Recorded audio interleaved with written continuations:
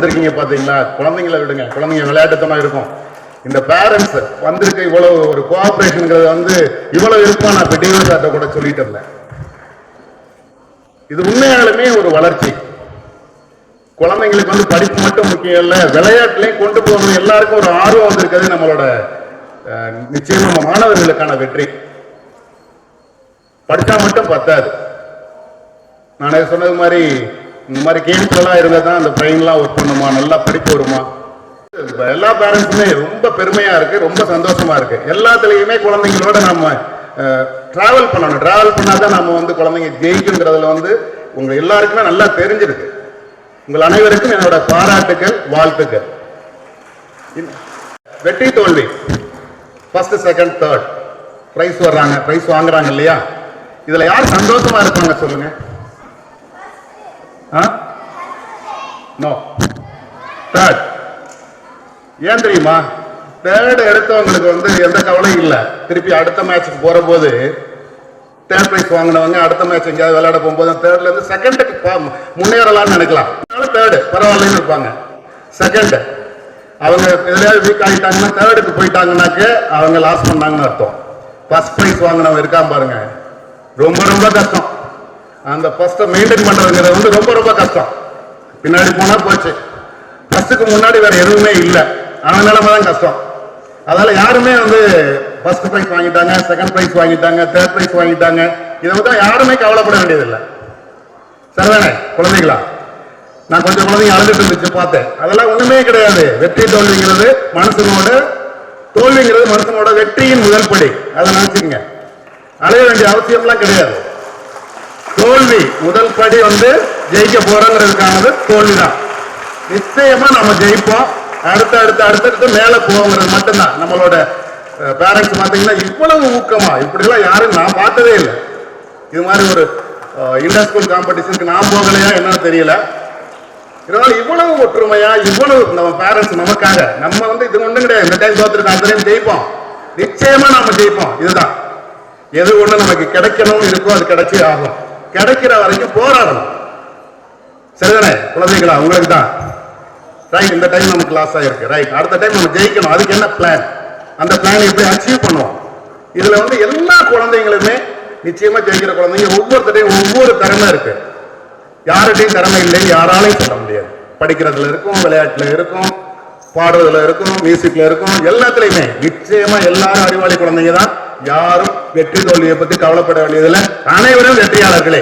நன்றி, வணக்கம். இந்த 2 நாளா மிக சிறப்பா ஒரு திட்டமிட்டு இன்டர் ஸ்கூல் ஸ்போர்ட்ஸ் காம்படிஷன் மிக சிறப்பாக நடத்திய இந்த பள்ளியினுடைய சேர்மன் அவர்களுக்கும், அவரோடு இணைந்து கூடவே இருந்து எல்லா பாதுகாப்பு பணிகளையும் பார்த்து கொண்டிருக்கக்கூடிய வைஸ் சேர்மன் அவர்களுக்கும், இந்த பள்ளியினுடைய பிரின்சிபல் சாந்தா மரியா பள்ளியிலிருந்து வந்திருக்கக்கூடிய பிரின்சிபல் அவர்களுக்கும், இந்த பள்ளியினுடைய வெல்விஷர்ஸ், பெற்றோர்கள், முக்கியம் சொன்னது மாதிரி பெற்றோர்களுடைய இந்த ஒரு ஊக்கம் அங்கங்கே பார்க்கும்போது இந்த விளையாட்டுக்கு போது ரொம்ப கம்மியாகவே இருக்கும் நான் பார்த்த வரைக்கும். ஸோ இந்த பள்ளியில் பேரண்ட்ஸோட ஒரு இன்வால்மெண்ட் ரொம்ப ரொம்ப பாராட்டத்தக்கது. எப்பவுமே நம்ம மாணவனோட, நம்ம குழந்தையோட கூட இருந்தால் தான் அவனுடைய வெற்றிக்கு நாம தான் பாதி பலம். ஸோ அந்த வகையில் எல்லா பேரண்ட்ஸ்க்கு என்னுடைய பாராட்டுக்கள். அதே மாதிரி இந்த விளையாட்டுகளில் போட்டி பங்கு பெற்ற மாணவர்களுக்கு, அது ஜெயிச்சாலும் தோற்றாலும் எல்லோருக்கும் என்னுடைய பாராட்டுக்கள். ஏன்னா ஜெயிப்பது ஒரு சிலர் மட்டும்தான். Participation is very very important. நம்ம பார்ட்டிசிபேட் பண்ணிட்டே இருந்தால் என்னைக்கோ ஒரு நாள் கண்டிப்பாக வெற்றி இருக்கும்.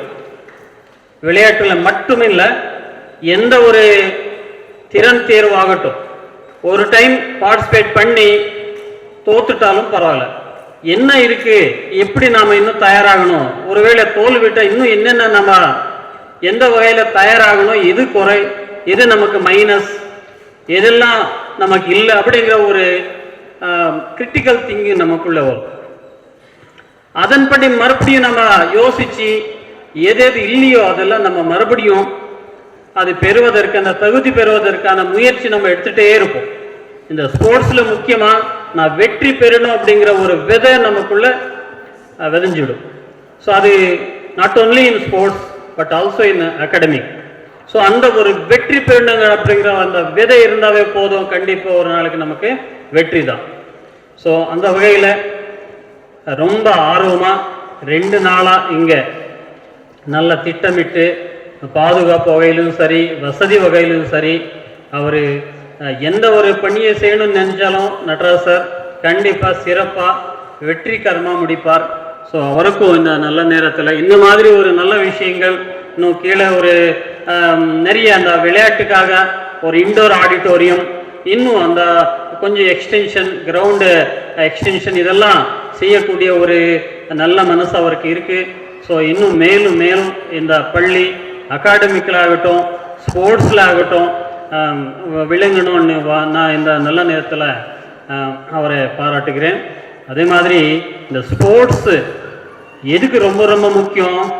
முக்கியமாக நமக்கு ஓவரால் பர்சனாலிட்டி டெவலப்மெண்ட் முக்கியம் மாணவர்களுக்கு. அதில் ஒன்று physical development, mental development, spiritual development, social development, இந்த மாதிரி நிறைய. ஸோ இது எல்லாமே ஸ்போர்ட்ஸில் வரும். முக்கியமாக இந்த ஃபிசிக்கல் டெவலப்மெண்ட் உட்காந்துட்டே நம்ம படிக்கும்போது ஃபிசிக்கல் டெவலப்மெண்ட் வராது. நல்லா ஓடி விளையாடினா தான் நல்லா ஃபிசிக்கல் டெவலப்மெண்ட், நல்ல உடல் நல்லா இருக்கும். 100 வயசு வாழக்கூடிய, நோய் நொடி இன்றி 100 வயசு வாழக்கூடிய ஒரு திறமை இந்த ஸ்போர்ட்ஸ் மூலமாக தான் நமக்கு கிடைக்கும். ஸோ எல்லாமே உடல் நலம் நல்லா இருந்தாவே நம்ம சந்தோஷமாக இருப்போம். இந்த சந்தோஷத்துக்கு உடல் நலம், ஃபிசிக்கல் ஃபிட்னஸ் இதுதான் முக்கியம். இது விளையாட்டு மூலமாக தான் வரும். அது மட்டும் இல்லாமல் தோற்றாலும் சகிக்கக்கூடிய ஒரு நல்ல பண்பு வரும்.